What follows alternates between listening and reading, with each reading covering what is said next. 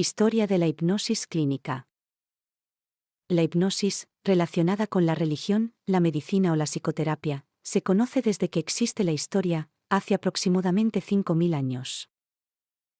Existen narraciones de esta especial experiencia, usada con finalidad terapéutica y sanadora, a lo largo de toda la historia y la literatura. Los primeros escritos encontrados, que refieren al uso de esta técnica de curación, fueron hallados en el Antiguo Egipto. El documento escrito más antiguo donde se habla de algo parecido a la hipnosis es el Papiro Ibers, de la época de la cuarta dinastía egipcia. Otros autores destacan el extendido uso de técnicas similares en antiguas culturas tan diversas como la hindú, la persa, la romana o la andina. Estas primitivas técnicas de curación durmiente posteriormente se extienden a la Grecia clásica. El propio Hipócrates, uno de los padres de la medicina, las usaba con éxito. Más tarde, con la instauración del cristianismo, se promovió que se rechazaran este tipo de tratamientos al ser considerados como sacrílegos. Aún así, se estuvo practicando dentro de los monasterios durante largos años, siendo utilizados para intervenir con endemoniados, poseídos, locos y en otras alteraciones del espíritu.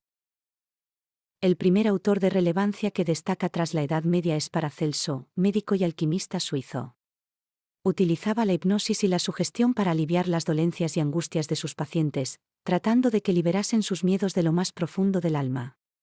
Paracelso sugiere que, en la sanación espiritual, resulta más eficaz emplear imágenes, alegorías, figuras, historias. Posteriormente, el sacerdote jesuita, Kircher, autor alemán que había leído a Paracelso, desarrolla su práctica en Viena. Realizó el conocido estudio del trance cataléptico en animales llamado Experimentum mirabile de Imaginatione Gallinae. Más adelante, encontramos a otro jesuita, Maximilian Hell, astrónomo y fundador del Observatorio de Viena. El húngaro Hell escribió un libro en el que defiende el valor terapéutico de los imanes y el magnetismo sobre los organismos vivos.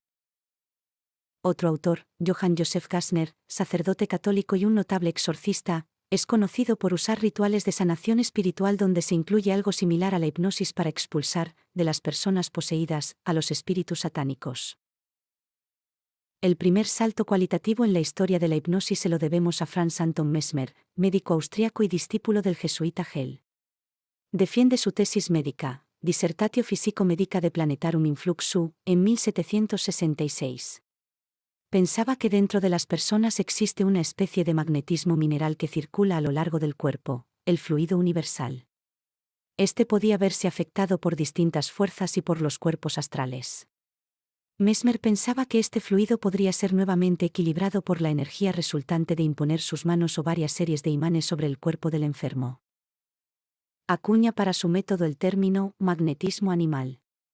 Es interesante exponer aquí uno de sus principios, que representa el carácter holístico de su particular perspectiva. Mesmer escribió: no hay nada más que una sola enfermedad, y por lo tanto un solo remedio. Mesmer se traslada a París en 1778, donde realiza múltiples curaciones. También inventó y comercializó complejos aparatos imantados, de tal forma que su fama se extendió sorprendentemente. Los más importantes académicos y científicos de la época, entre ellos Franklin, Lavoisier o el Dr. Guillotin, interesados por su éxito, se reúnen en París en 1784 para analizar y estudiar las terapias de Mesmer, concluyendo que su terapia no explicaba la curación, todo es obra de la sugestión o imaginación que somete a sus pacientes. Efectivamente, los médicos y académicos no podían explicar que para la curación no se necesitaran sus propias pócimas y ungüentos. Finalmente, Mesmer es desterrado de París y acusado de fraude. Otro autor más que relevante es el Marqués de Puysegur, que iniciado bajo la influencia de las teorías mesmerianas, usaba una enorme cubeta en donde se introducía al paciente. Posteriormente empleaba la influencia del árbol como órgano vivo en contacto con el cosmos.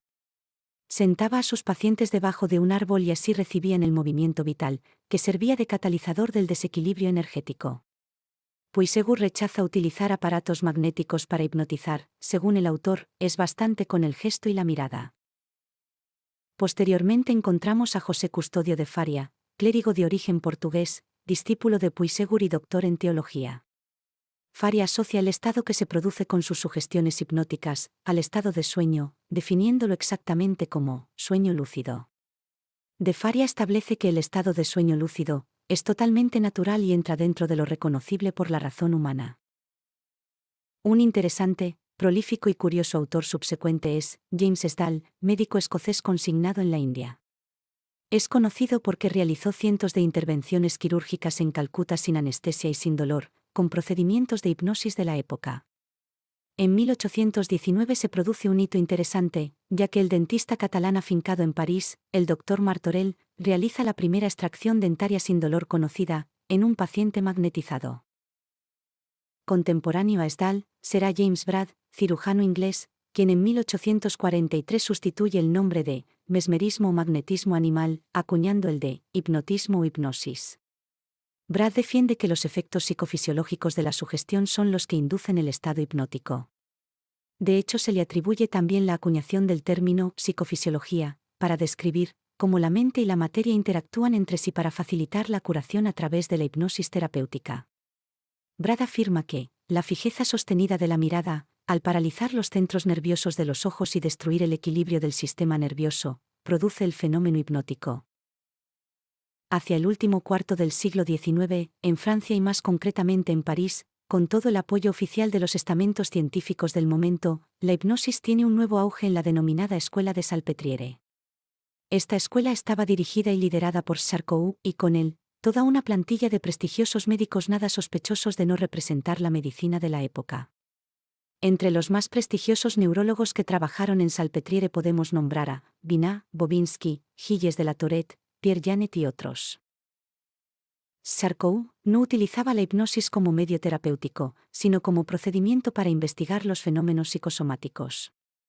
Él, erróneamente pensaba que el estado hipnótico solo podría producirse en personas enfermas, concretamente histéricas. De esta forma, bajo su teoría, aquel que entraba en estado hipnótico era diagnosticado como enfermo histérico. La hipnosis se convierte para su escuela en un banco de pruebas para el estudio de los procesos patológicos, a través de las llamadas neurosis espontáneas. Sigmund Freud, en 1885, estuvo 6 meses con Charcot en su consulta de París, en la Salpêtrière, donde quedó ciertamente impresionado por la realidad del fenómeno hipnótico. Estos 6 meses con Charcot serían más tarde decisivos para Freud en la creación de su psicoanálisis. Con el tiempo se comienza a dudar sobre los métodos del propio Charcot, acusándolos de artificiosos y sesgados. La credibilidad de la escuela de Salpêtrière cae, y con ello, también se hunde la solidez que, hasta ese momento, había alcanzado el estudio científico de la hipnosis. Ya en el siglo XX, J. H. Schultz crea el entrenamiento autógeno, introduciendo 2 factores cardinales en las técnicas de relajación: el distanciamiento afectivo y la toma de conciencia de nuestro cuerpo. E. Jacobson investiga en Harvard un método fisiológico para combatir la tensión y la ansiedad.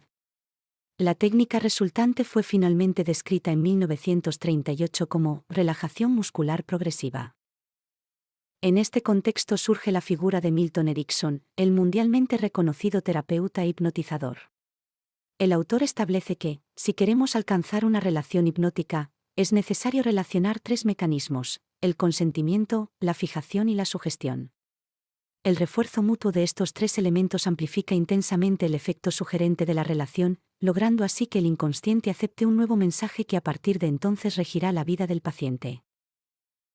Jay Haley, interesante autor que realiza varias sistematizaciones del trabajo de Erickson, en el que podemos destacar la fundamentación del efecto interpersonal del terapeuta fuera de la percatación del paciente, incluyendo directivas que determinaban cambios en la conducta de éste. Este autor formaba parte del famoso proyecto de Palo Alto y es el creador de la terapia estratégica. Watzlawick escribe obras como Cambio, el lenguaje del cambio, Teoría de la comunicación humana, Lo malo de lo bueno, El arte del cambio, Psicoterapia breve estratégica, y otros en los que encontramos la importancia de la tecnología hipnótica para el tratamiento psicoterapéutico y el cambio del comportamiento humano. Formó parte, también, del grupo de Palo Alto. La PNL es fundada en los años 70 del siglo pasado por John Grinder y Richard Bandle.